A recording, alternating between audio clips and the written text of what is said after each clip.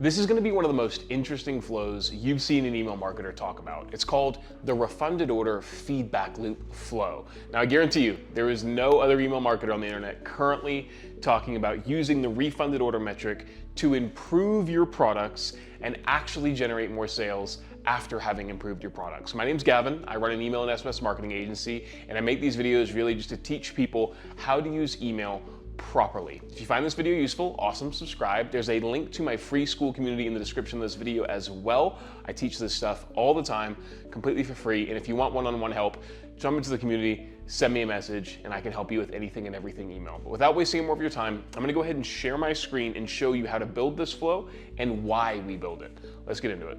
Okay, so what we're essentially going to do here in Klaviyo is trigger an automation off of the reviewed order metric, or rather refunded order, sorry, not reviewed, refunded order. And what we're going to do is we're going to send people a plain text email once they refund their order after, say, a day or 2 days, okay? What we do in that plain text email is we ask them why they refunded their order, and in exchange for telling us, we will give them something other than a discount on our store, right? We'll give them like an Amazon gift card or something of value. The reason we give them something other than a discount on our store is because people aren't really going to be super interested in buying from your store after they've refunded. We ask them for feedback as to why they refunded, and I'll show you how we capture that feedback in a second through the use of a Google form. And then after we have at least 50 to 100 responses, we use AI to find trends as to why people are refunding products. And then what we can do is we can take those responses and figure out what needs to be improved in our products, and then improve the products to lower the refunded order amount. And then what we can do is email the people who responded, okay? And then tell them, hey, we've improved the products, here's a discount, to try and get them to come back into our store. So let me show you how we're gonna do this. First thing we're gonna do is we're gonna go into Analytics. We're gonna click Metrics on the left-hand side. This is assuming you have a Klaviyo and Shopify integration. And you're gonna click Refunded Order. Really quickly, sorry to interrupt the video. I just wanted to tell you something really cool that we've started doing with Inbox. I've actually created a school community where I teach you anything and everything I know about email and SMS marketing, from really advanced campaign strategies to how to simply set up your Klaviyo account, all the way to building really, really cool automations for the back end of your e-commerce store. Whether you're a business owner trying to learn how to do email marketing or an email marketer trying to learn how to become a better email marketer, there is a link in the description to this school community where I teach you everything I know. Check it out, it's worthwhile. Book a call to have a chat with me to see if you're a right fit for the community, and if you are, I'd love to get you in there. Anyway, sorry for interrupting your video, let's get back to it. And we're gonna see how many refunded orders we have. Now, this is obviously a low amount, so it might take quite a bit of time for us to get a significant amount of feedback off of these refunded orders. But nonetheless, if we look at the last 30 days, it seems like we probably have, I would say, just under 50 refunded orders, which is a significant amount of revenue. If your average order value is like $100, that is $5,000, okay? $5,000 in refunded product. And if you can lower that amount by 20%, that's really about, what is that? That's $1,000. God, my math is terrible today. But that's $1,000 of recovered revenue if you can find out what the problems are. So what we're gonna do is we're gonna go into flows. We're gonna click Create Flow. We're gonna click Build Your Own. We're gonna call it IB Test. We're gonna click Create Manually, okay? What we're then gonna do is we're gonna say All Triggers, Metric, Refunded Order. And we're gonna click Allow Reentry. And we're gonna hit Save, okay? So the moment somebody refunds their order, we're gonna trigger this flow. Then what we're gonna do is we're gonna add a time delay. We're gonna add a 1-day time delay.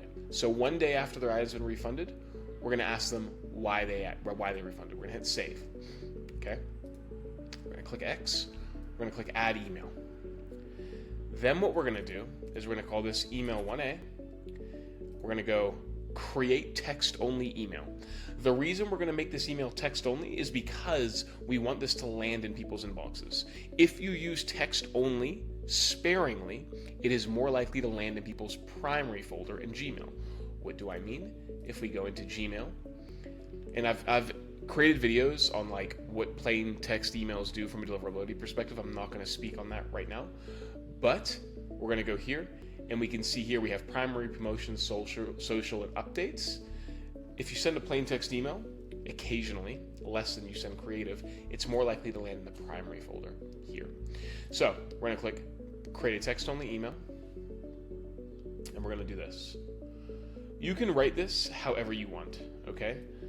We can say something like, really sorry that you refunded your order recently, but we really want to improve. If you're interested, please give us some feedback as to why you refunded your order so that we can improve our products in the future. In exchange for this, we will give you a $10 Amazon gift card. Okay?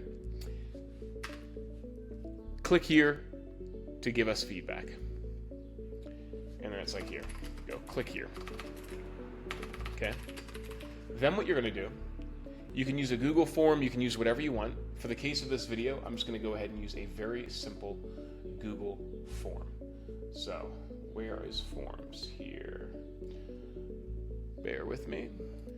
There it is, I found it. For some reason, Google changed the way all their icons look, and it makes me so mad. We click forms.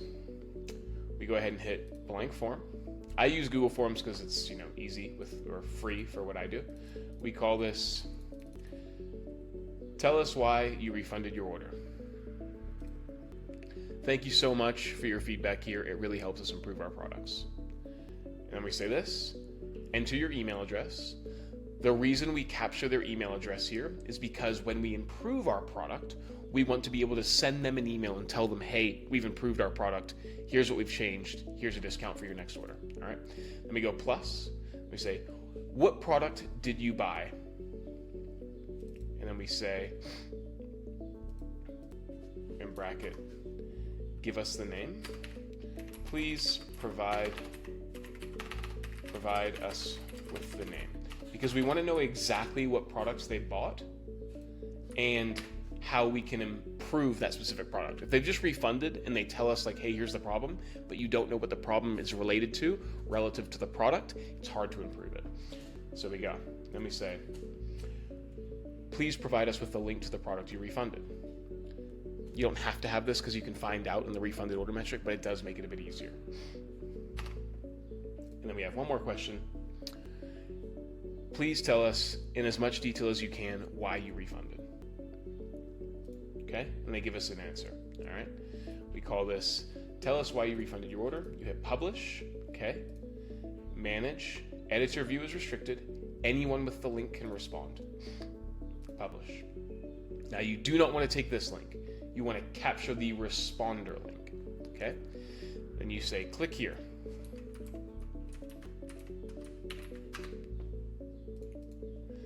All right, so that's that. All right, so you've saved the email, and now this is live. You turn this to live, okay? But obviously change the subject line. Tell us why you refunded, and we'll give you $10. Something like that. I'm just doing examples here, okay? Done. Cool. So now you're going to be capturing responses from people who've refunded their order, and you're going to use this information. Turn off smart sending, by the way. You're going to use this information to figure out how you can improve your products. And so what's going to happen is people are going to start responding to this form, okay? And then what you'll be able to do is you'll be able to look at the responses from this form, okay? And then feed it into AI to figure out how to improve your product. Let me show you. So I'm going to go ahead and just have my thing here. This is me filling in the form as an example. Go here. Test one. The product came back broken and the glass attaching to the light didn't work.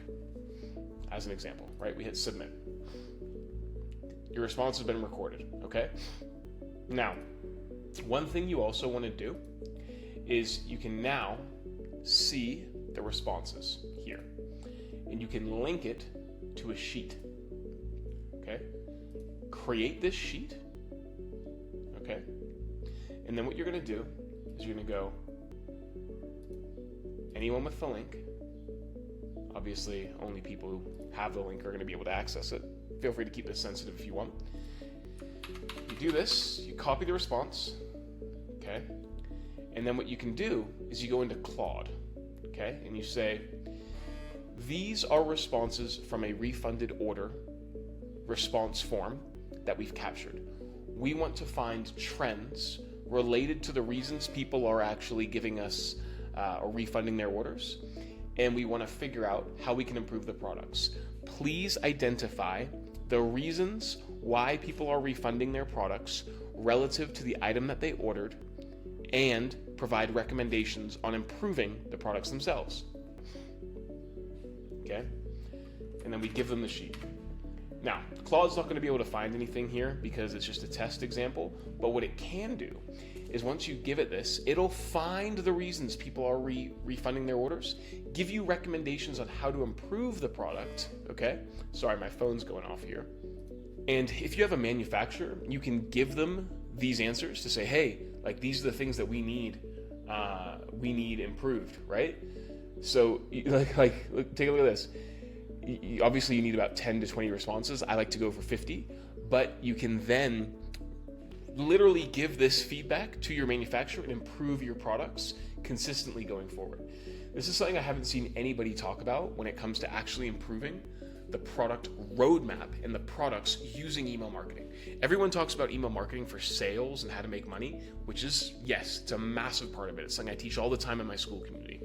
However, okay, outside of that, it is also a massive tool that can be utilized to improve your product roadmap. And this is how you do it, okay? Some people have done it like saying, hey, tell us why you abandoned your cart. Don't do that. Use it for people who refund their order and improve your products this way. Super useful. If you like this video, subscribe to the channel. Check out my free school community. If you're watching this in school, fantastic. Love to see you. But yeah, this is a really, really, really cool process that I highly recommend implementing.